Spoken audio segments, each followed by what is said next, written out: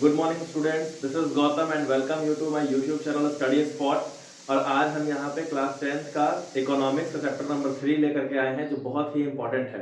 Chapter number 3 जो है वह मनी एंड क्रेडिट, जो काफ़ी इंपॉर्टेंट है आपके एग्जाम के पर्सपेक्टिव से। ठीक है, तो इस ये शुरू करने से पहले मैं आपको कुछ अलग से भी बात बताना चाहूँगा बैंक के बारे में। ठीक है, हालांकि वो जानना तो हमें ज़रूरी नहीं है, आई मीन टू से कि आपके एग्जाम में वो नहीं पूछेगा, लेकिन फिर भी आप एक बार जान लो तो आपको अच्छा रहेगा। मैंने बुक में लिखा हुआ है। अगर हम हिस्ट्री ऑफ बैंकिंग की बात करें इंडिया में, भारत में अगर बैंकिंग की हिस्ट्री की बात करें तो 1770 में 1770 में सबसे पहले एस्टेब्लिशमेंट होता है बैंक ऑफ हिंदुस्तान का। किसका होता है बच्चों? बैंक ऑफ हिंदुस्तान का। फिर 1881 में एस्टेब्लिशमेंट होता है अवध कॉमर्शियल बैंक का। फिर 1894 में पीएनबी का एस्टेब्लिशमेंट होता है, जो कि first bank based on Indian capital. ऐसा पहला बैंक है जिसमें भारतीय पैसा लगा हुआ रहता है। तो ये तीन इंपॉर्टेंट है। उस पर अगर हम बात करें एसबीआई की हिस्ट्री की, तो एसबीआई देखिए 1806 में पहले बच्चों हमारे पास तीन प्रेसिडेंसी थी, बंगाल, मद्रास और बॉम्बे। तो इन तीनों प्रेसिडेंसी के पास एक एक बैंक था। 1806 में बैंक ऑफ बंगाल का एस्टेब्लिशमेंट हुआ था, 1840 में बैंक ऑफ मुंबई का और 1843 में बैंक ऑफ मद्रास का। 1921 में क्या होता है, तीनों प्रेसिडेंसी को मिलाकर के इंपीरियल बैंक ऑफ इंडिया बनाया जाता है। 1955 में इसका नेशनलिज्म करके इसका नाम एसबीआई रख दिया जाता है। तो ये आपका बहुत ही इंपॉर्टेंट है। तो आइए अब शुरुआत करते हैं चैप्टर का। Chapter money. Money is something that acts as intermediate in the exchange process is called medium of exchange. Money एक ऐसा चीज है जो एक्ट करता है इंटरमीडिएट के रूप में एक्सचेंजिंग प्रोसेस में, जिसे क्या कहते हैं? मीडियम ऑफ एक्सचेंज कहते हैं। बैंक, बैंक किसे कहते हैं? सुनिए ध्यान से।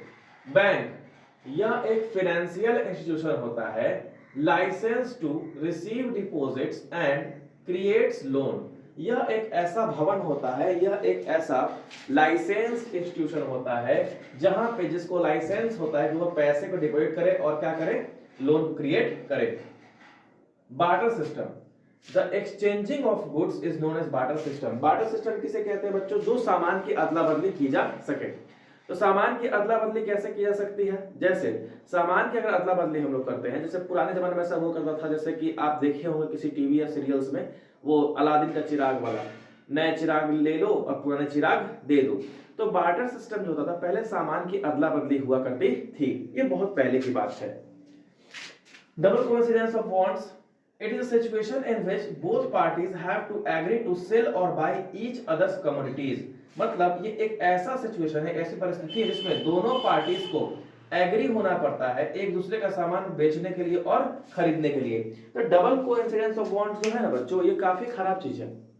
बार्टर सिस्टम जो है वो टाइम कंज्यूमिंग है। कैसे? सुनिए ध्यान से। अगर हम बात करते हैं डबल कॉन्सिडेंस ऑफ बॉन्ड्स के लिए, डबल कॉन्सिडेंस ऑफ बॉन्ड्स जो है, इसमें अगर मान लीजिए कि हमको चाहिए गेहूं और आपके पास है चावल, ठीक है, हमें चाहिए क्या? चाहिए गेहूं और आपके पास क्या है? चावल।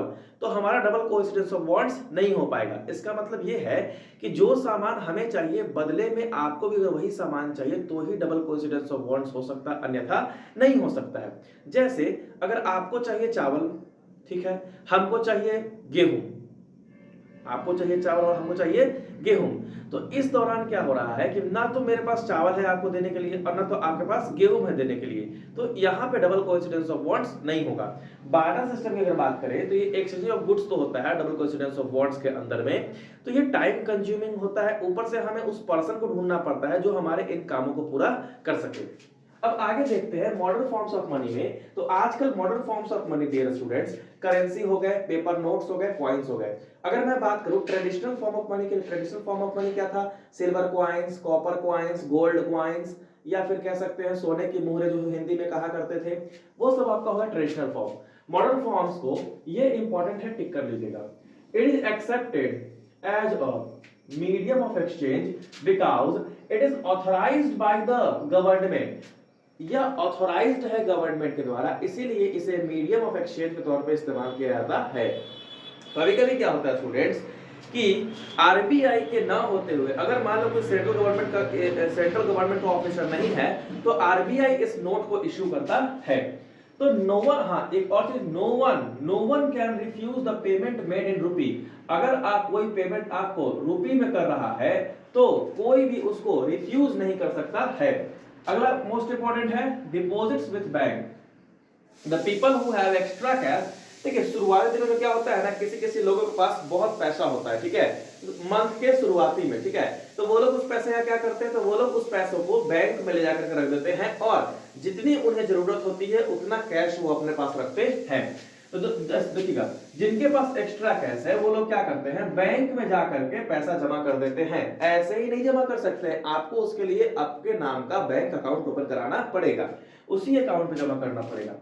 Bank accept the deposit, bank जो है डिपॉजिट एक्सेप्ट कर लेता है एंड उस पर एक अमाउंट जो देता है इंटरेस्ट के रूप में, उसी डिपॉजिट पर इंटरेस्ट भी देता है। इस प्रकार money is safe with the bank, और इस प्रकार मनी क्या रहेगा, बैंक के साथ सेफ रहता है। The deposits in the bank account can be withdrawn on demand, these deposits are called demand deposits. ऐसा डिपॉजिट्स जो बैंक अकाउंट में कभी भी विथड्रॉ कर सकते हैं, कभी भी उसको हम निकाल सकते हैं जरूरत आने पे, डिमांड पे, तो उसको क्या कहते हैं, डिमांड डिपॉजिट कहते हैं। तो डिमांड डिपॉजिट अगर आपसे पूछता है तो डिमांड डिपॉजिट आप ये लिख सकते हैं, आपको कोई दिक्कत नहीं होगी। इस स्लाइड का स्क्रीनशॉट ले लीजिए। हाँ बच्चों, ये चैप्टर बहुत इंपॉर्टेंट है, प्लीज इस चैप्टर को आप स्किप मत करिएगा, पूरी वीडियो एकदम अंत तक देखिएगा, ठीक है। आप इसका स्क्रीनशॉट लीजिए, फिर हम आगे बढ़ते हैं।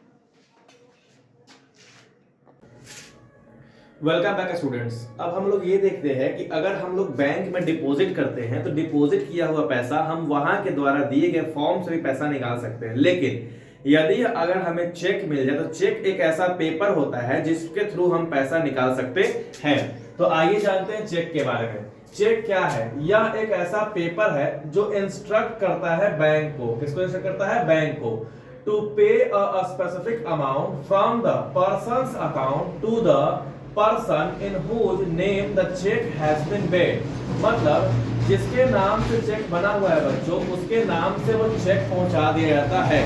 जैसे मान लीजिए कि आपका इमेज दिया हुआ है बुक में, आप लोग बुक निकाल लीजिए।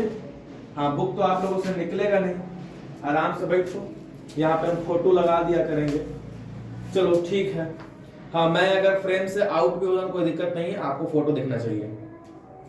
चेक पेमेंट, ये एक शू मैन्युफैक्चरर हैं मोहम्मद सलीम, जिनको पेमेंट करना है लेदर सप्लाईज के लिए और उन्होंने एक स्पेसिफिक अमाउंट का चेक बनाया है।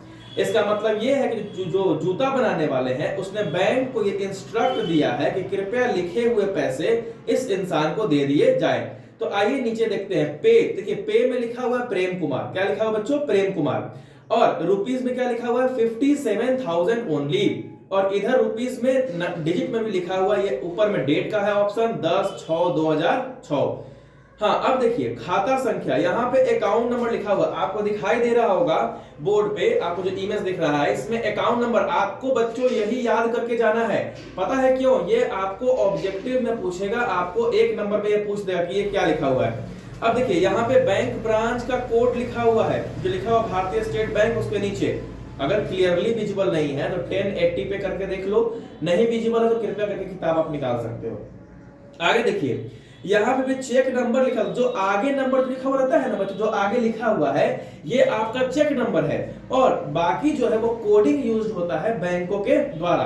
तो ये एक प्रकार का चेक है जो आपको अच्छे से इस इमेज को याद रखना पड़ेगा। यहाँ पे ये बुक में लिखा हुआ, पढ़ के बताते हैं आपको कि मॉडर्न फॉर्म्स ऑफ मनी जो है, करेंसी और डिपॉजिट्स, ये आजकल मॉडर्न बैंकिंग सिस्टम से काफी क्लोजली लिंकअप है, बहुत ज्यादा लिंकअप है। आइए आगे देखते हैं हम लोग loan activities of a bank. ये क्वेश्चन बच्चा आपका 5 मार्क्स में पूछ सकता है।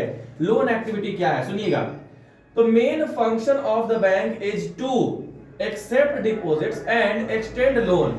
मेन फंक्शन क्या है बैंकों का बच्चों, डिपॉजिट को एक्सेप्ट करना और लोन को एक्सटेंड, जितना लोन लेने आ सकते हो ले सकते हो। अगला पॉइंट, बैंक्स अपने पास पूरे पैसे का कुछ हिस्सा अपने पास रखता है ताकि अगर कोई पैसा मांगने आ गया तो वो उसको पैसा दे सके।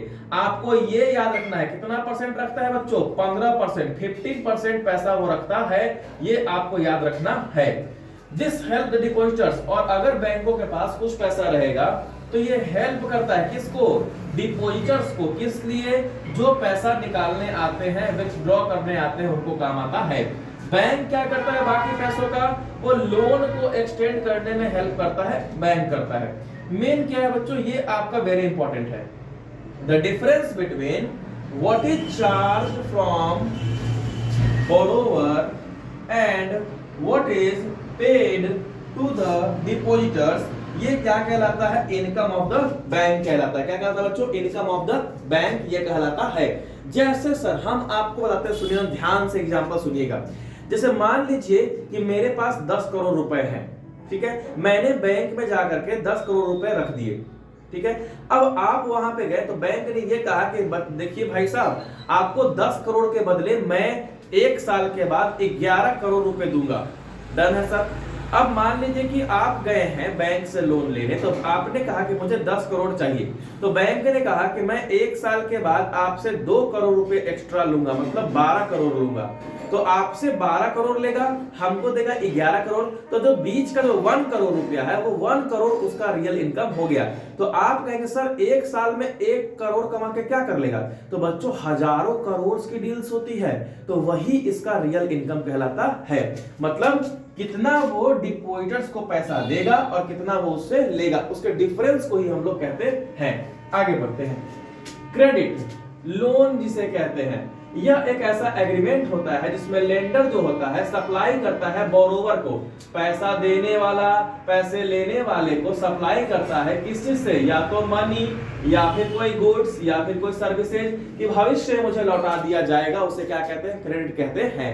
क्रेडिट का इंपॉर्टेंस भी होता है, क्रेडिट जो होता है कि पॉजिटिव रोल भी निभाता है और क्रेडिट क्या करता है, नेगेटिव रोल भी निभाता है। अब सुनिए ध्यान से बच्चों, क्रेडिट अगर पॉजिटिव रोल अगर निभा दे तो बहुत अच्छी बात हो जाएगी। हमारा लोन अगर हम लिए हैं और अगर उस लोन से अच्छा काम हो गया, अगर हम सक्सेस हो गए, तो वो हमारा पॉजिटिव काम दिखाएगा क्रेडिट। अगर नेगेटिव काम कैसे दिखाएगा, नेगेटिव काम ऐसे दिखाएगा बच्चों कि अगर कोई व्यक्ति लोन लिया और वो अच्छे से उसका फल नहीं मिल पाया, वो पैसा डूब गया, तो वो क्या कहलाएगा, नेगेटिविटी कहलाएगा उसका। आइए देखते हैं दो क्रेडिट सिचुएशन देखते हैं यहाँ पे। पहला है कि if a person takes loan, अगर कोई आदमी लोन लिया और उसको चुका दिया, अगर कोई लोन लिया और उसको क्या कर दिया, चुका दिया, तो जो पैसा लिया था वो क्या बन गया, एसेट बन गया, एक धरोहर बन गया, एक बहुत ही अच्छी चीज बन गई। जबकि अगर मान लीजिए कोई पैसा लिया और उसको अनेबल टू रीपे, उसको पैसा नहीं चुका पाया, तो वो क्या सिचुएशन बन जाएगा, वो सिचुएशन बनेगा डेब्ट ट्रैप, मतलब कर्ज का जाल वो बन जाएगा। डेब्ट ट्रैप यानी कर्ज का जाल किसे कहते हैं, देखिएगा ध्यान से। ये एक ऐसा सिचुएशन होता है बच्चों जिसमें अगर मान लीजिए कि हम पैसा उधार ले लिए हैं और हम नहीं चुका पा रहे हैं, तो ये मेरे लिए बहुत ही खराब बात है और हम एक ऐसे सिचुएशन में चले जाएंगे जहां से रिकवरी काफी पेनफुल हो जाएगा। तो ये कहलाता है डेब्ट ट्रैप। मैं डेफिनेशन पढ़ देता हूं। It is a situation under which borrower is unable to repay the loan and this pushes the borrower into a situation from where recovery is painful। मतलब ऐसे सिचुएशन में जहां से रिकवरी बहुत ही दर्दनाक, बहुत ही तकलीफ वाली होती है।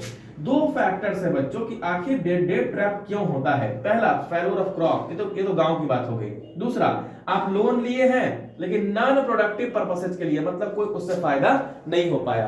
तो ये स्लाइड इंपॉर्टेंट है, बहुत इंपॉर्टेंट है, ये चैप्टर ही इंपॉर्टेंट है डियर स्टूडेंट। आप इसको एक बार देख लेना अच्छे से, फिर थोड़ी स्पीड बढ़ा करके दोबारा जरूर देख लेना। आप इस स्लाइड का स्क्रीनशॉट लीजिए, तब मैं आगे बढ़ता हूं। Welcome back students. अब हम देखते हैं यहाँ पे टर्म्स ऑफ क्रेडिट। आखिर हम लोग लोन लेंगे तो क्या क्या उसका टर्म्स है। इंटरेस्ट रेट पहला, दूसरा कोलेटरल, तीसरा डॉक्यूमेंटेशन रिक्वायरमेंट। इन तीनों को मिलाकर ही ये क्रेडिट का टर्म बनता है। किसका टर्म बनता है, क्रेडिट का टर्म बनता है। आप इसको याद रखिएगा बच्चों, ठीक है। इसे क्या कहते हैं, टर्म्स ऑफ क्रेडिट कहते हैं। इंटरेस्ट रेट दो तरह के होते हैं। Interest rate, the rate which is charged by the bank or the rate which is given to the depositors by the bank। तो इसके दो होते हैं टाइप। पहला होता है फिक्स्ड, दूसरा होता है फ्लोटिंग। फिक्स किसे कहते हैं, जो आरबीआई के पॉलिसी के अनुसार कभी बदलता नहीं है, और फ्लोटिंग जो आरबीआई के पॉलिसी के अनुसार चेंज होता रहता है। जैसे अगर मान लीजिए कि हम 10 करोड़ रुपए जमा किए थे 9% पर, कब जमा किए थे 2020 में सपोज दैट, और कहा गया कि आपको 2024-25 आ चुका है तो मुझे 9% पे ही मिलेगा। अगर मान लीजिए कि अभी का रेट हो गया है, मान लीजिए अभी का रेट हो गया है 5%, तो हमको अभी से मतलब नहीं है, मुझे प्रॉमिस किया गया था 9%, तो 2025 में मुझे 9% ही मिलेगा। आप लोग कैलकुलेट करो कितना 9% होगा। अगर अच्छा ठीक है, अब फ्लोटिंग क्या है? फ्लोटिंग जो होता है ना, आरबीआई के पॉलिसी के अनुसार चेंज होता रहता है। आइए देखते हैं कोलेटरल। हाँ, कोलेटरल किसे कहते हैं? तो ये एक ऐसा एसेट होता है, ऐसा धरोहर होता है जिसको गिरवी, जैसे सिंपली सी बात है ना बच्चों, कोलेटरल मतलब कोई चीज गिरवी रख करके आप उसका इस्तेमाल कर, सॉरी, गिरवी रख के आप उसके बदले में पैसे उधार ले सकते हो। तो क्या हो सकता है यहाँ पे कि एक एसेट है जो बोरोवर ओन करता है, जब बोरोवर के पास होता है और उसे यूज करता है as a guarantee to a lender until the loan is repaid, जब तक पैसा चुका नहीं दिया जाता है तब तक उसे गारंटी के तौर पर रखा जाता है। आइए एग्जांपल क्या क्या रख सकते हैं गिरवी सर, क्या क्या कोलेटरल रख सकते हैं? आगे देखिए, लाइव स्टॉक, मवेशी हो गए, जानवर हो गए, जमीन के कागज हो गए, एलआईसी पॉलिसी हो गया, बैंक डिपॉजिट्स हो गया, सोना हो गया, रखा हुआ डिपॉजिट, बात देखिए डिपॉजिट से बैंक, बात देखिए। हाँ, एक होता है बच्चों एफडी, क्या होता है एफडी, जिसे कहते हैं फिक्स्ड डिपॉजिट, क्या कहते हैं हम लोग? फिक्स्ड डिपॉजिट्स कहते हैं। एक होता है आरडी, जिसे कहते हैं रेगुलर डिपॉजिट, क्या कहते हैं? Regular deposit. ये आरडी और एफडी मिडिल क्लास के लिए बहुत ही जरूरी होती है। आरडी जो हो गया, इसमें हर महीने पैसा कटते रहेगा, वो आपके अनुसार कितना आपको कटवाना है।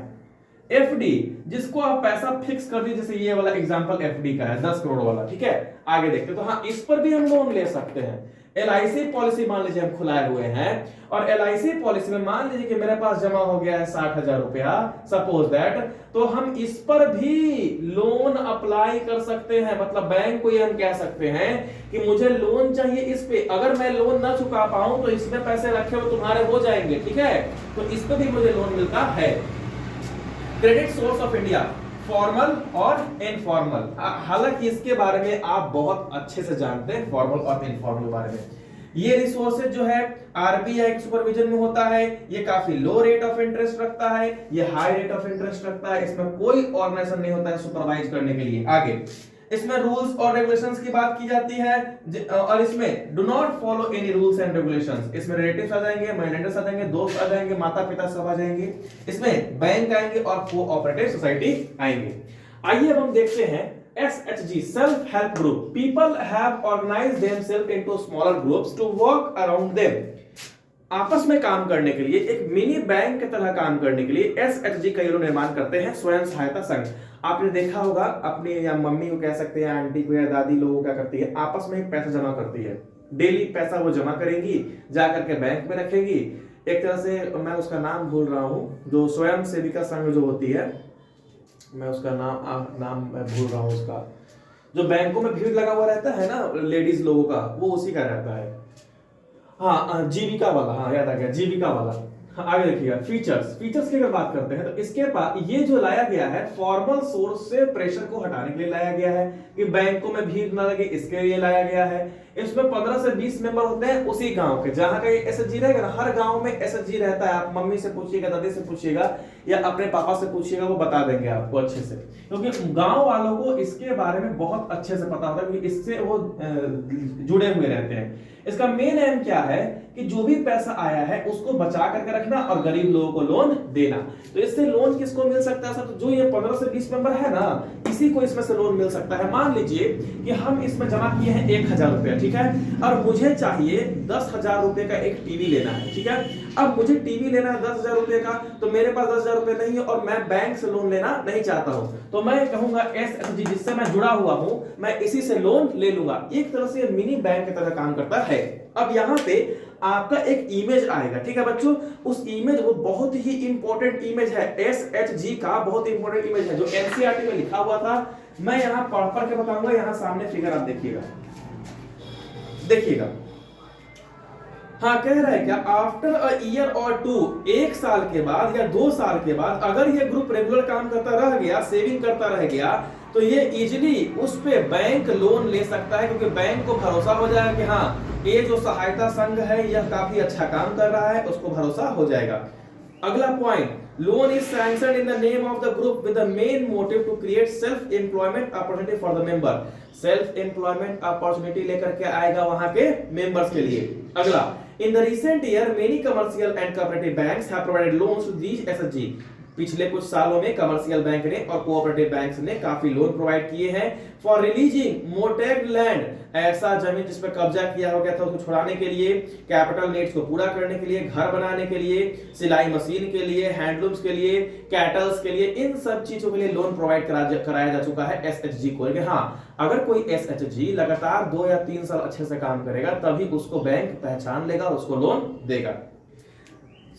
मोस्ट इंपॉर्टेंट देखिएगा, the most important feature of SHG is that most of these group are being organized by women। बच्चों, women की बात आ गई है, याद रख लो। आजकल बहुत सारे एसएचजी महिलाओं के द्वारा चलाए जा रहे हैं। These are helping women to become financially self-reliant. The regular meetings of the groups provide a platform to discuss and act on a variety of social issues such as health, dowries, domestic violence, child marriage, etc. और ये महिलाएं आपस में बातचीत करती हैं, child marriage पे हो गया, डोमेस्टिक वायलेंस पे हो गया, हेल्थ पे हो गया, डाउरी पे हो गया। तो ये बहुत ही इंपॉर्टेंट है एसएचजी को लेकर के। आप अच्छे से, हाँ मैं बता रहा हूँ, शायद आपने स्क्रीनशॉट ले लिया हो, तो नहीं तो पीछे का स्क्रीनशॉट ले लीजिए। और ये जो स्लाइड है बहुत ही इंपॉर्टेंट है बच्चों, आप इस स्लाइड का स्क्रीनशॉट ले लो। तो बच्चों ये था इंपॉर्टेंट चैप्टर, लेकिन हाँ one of the most important बात जो आप लोगों से मुझे करनी है, अब सोने से कोई फायदा तो है नहीं बच्चों, ठीक है? तो चुपचाप सुबह में उठ जाओ और टाइमिंग ऐसा बनाओ जिसमें आप आराम से पढ़ सको। जितना नोट्स लिखाया हुआ सबको रिवाइज कर लो, समझे? हाँ, नींद चैन को त्यागो तुम, तभी जाकर रिजल्ट तुम्हारे पास आ पाएगा, वरना नहीं आ पाएगा। तो आप अच्छे से पढ़ाई करिए, ठीक है? और जितना भी मैंने ये चैप्टर में करवाया वो उसको आप पढ़ लीजिए। हाँ, इसके बाद एक और वीडियो मैं डालने वाला हूं, वो most important questions of money and credit होगा, जो बहुत बार एग्जाम में पूछा गया है, और वो क्वेश्चंस को मैं यहाँ बोर्ड पे आपको समझाऊंगा इजिली रूप से, आपको सारे क्वेश्चन समझ में आ जाएंगे, ठीक है? तो तैयार रहिए मेरी नेक्स्ट वीडियो के लिए। Thank you very much for seeing this video. Kindly like, share and subscribe my channel. Thank you.